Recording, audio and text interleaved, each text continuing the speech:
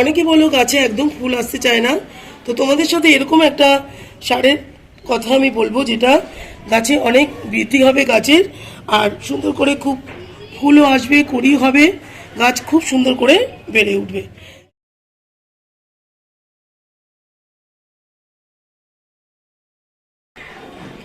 নমস্কার বন্ধুরা, আজ অতি গুরুত্বপূর্ণ ভিডিও নিয়ে তোমাদের কাছে হাজির হয়েছি।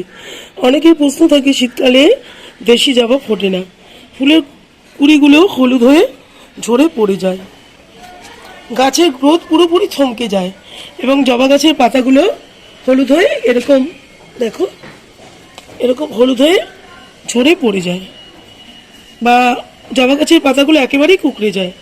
দেশি বা বিদেশি জবাগুলো গাছের পরিচর্যা প্রায় একই রকম হয়, তবে দেশি জবা শীতকালে একটু কমে যায়, কিন্তু এইখানটা দেখো ভালো গ্রোথ রয়েছে গাছের মধ্যে, প্রতিটা ব্রাঞ্চে দেখো কুড়ি আছে।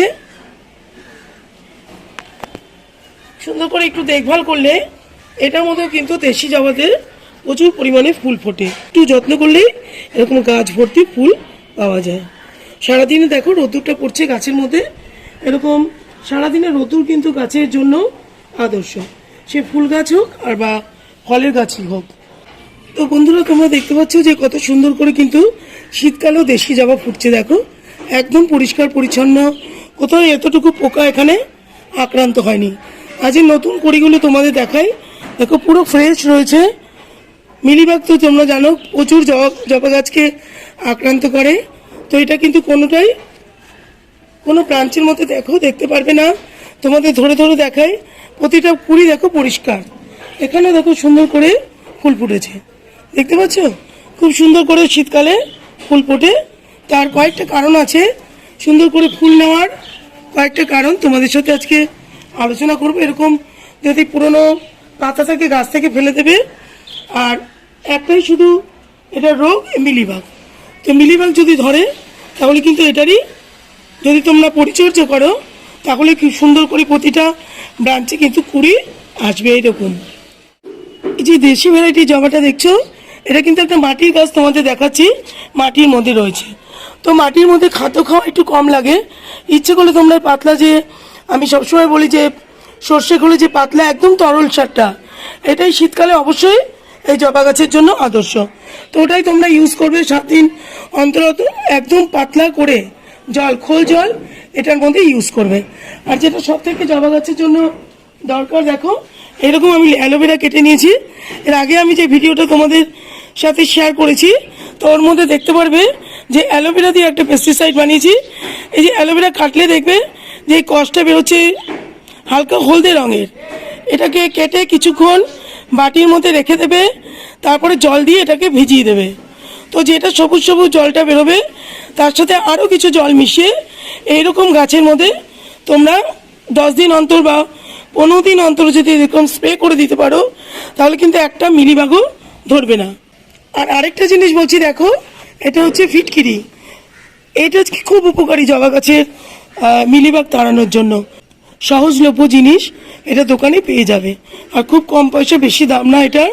তো এটা সামান্য একটু, মানে এতটুকু 1 ইঞ্চি কম, এটা জলের মধ্যে দিয়ে জলটির মধ্যে যখন পুরো এটা গুলে যাবে তখন পুরো গাছে যদি স্প্রে করে দাও তাহলে কিন্তু একটা মিলিবাগও গাছে থাকবে না।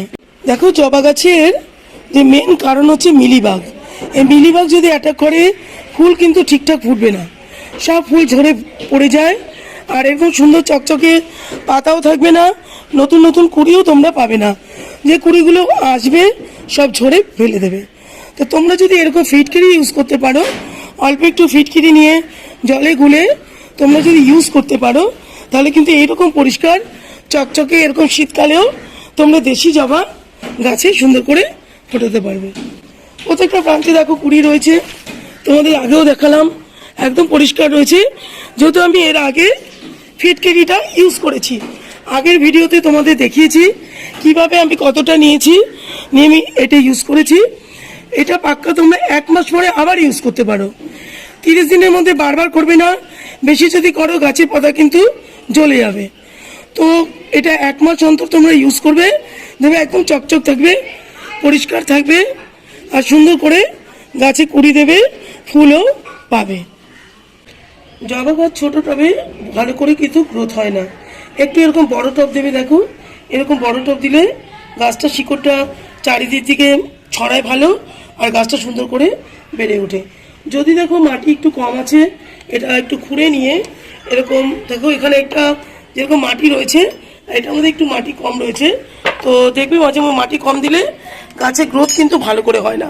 তো এরকম এক্সট্রা করে ওপর থেকে তোমরা সুন্দর করে একটু মাটি ভরাট করে দিতে পারো। অল্প মাটিতে গাছের গ্রোথটা থমকে যায়, আর একটু বেশি করে মাটি দিলে বা একটু বড় পটে গাছটা দিলে খুব সুন্দর করে গাছটা গ্রোথ নেয়। এরকম করে তোমরা একটুখানি খুঁড়ে এভাবে একটু মাটি দিয়ে দিতে পারো। এই সময় কিন্তু গাছের ডালপালা একেবারে কাটবে না। গাছের ডালপালা কাটার সময় হচ্ছে বর্ষা বা সামনে যে ফেব্রুয়ারি মাস আসছে, তখন গাছের ডালপালা কেটে দিতে পারো। এই সময় যে ফুলগুলো হয়ে গেছে, দেখো এই ফুলটা আমার শুকিয়ে গেছে, এই ফুলটা গাছে রাখা যাবে না। তো এই কাটছে ফুলটা যখন হয়ে যাবে তখন এখান থেকে কেটে ফুলটা ফেলে দেবে, নাহলে অত্যাধিক এনার্জি এই ফুলটা থেকে গাছ সংগ্রহ করবে, আর অন্যদিকে ডালপালাগুলো হবে না। তো এই জিনিসগুলো খুব ভালো করে লক্ষ্য করবে, গাছে খুব সুন্দর করে গাছে ফুল দেবে। দেখো এরকম কলার খোসা আমি গুঁড়ো করে শুকনো করে রেখে দিই। তা এরকম শুকনো করে তোমরা মিক্সারে যদি গ্রাইন্ডিংয়ে যদি গুঁড়ো করে নাও মিক্সিতে দিয়ে, তাহলে কিন্তু সুন্দর করে গুঁড়ো হয়ে যায়, আর গাছ খুব তাড়াতাড়ি এটা সংগ্রহ করতে পারে। তো অত্যাধিক ফুল আনার জন্য এরকম কলার খোসাগুলো তোমরা চতুর্দিকে 15 দিন অন্তর বা 10 দিন অন্তর এটা দিতে পারো। এটা পটাশিয়ামের সোর্সের জন্য প্রচুর ফুল আনতে সুবিধা হয় গাছের। তো এরকম এটা একটু বেশি কম হলে কোনো ক্ষতি নেই, এরকম চতুর্দিকে কলার খোসাগুলো তোমরা 15 দিন বা 10 দিন অন্তর এটা দিয়ে দিতে পারো, দেখবে খুব সুন্দর করে গাছে ফুল আসছে। এটা দিয়ে দিলে এখানেও দেখো এই একটা গাছে ছোট্ট একটু গাছ, দেখো কুড়ির এসছে কতগুলো ব্রাঞ্চ এখান দিয়ে পিঞ্চিং করেছি আমি। তো একটা ডাল থেকে 3-4টে ডাল বেরিয়েছে, দেখো এখানে একটা, এই একটা, এই একটা, এই একটা, তো 4টে ডাল একটা ডাল থেকে বেরিয়েছে। তো এরকম ফুল হয়ে যাওয়ার পর তোমরা যদি এরকম পিঞ্চিং করে দাও, সেখান থেকে কিন্তু অন্যান্য ডাল এই গাছে আসবে, গাছটা গ্রোথটা ভালো করে হবে।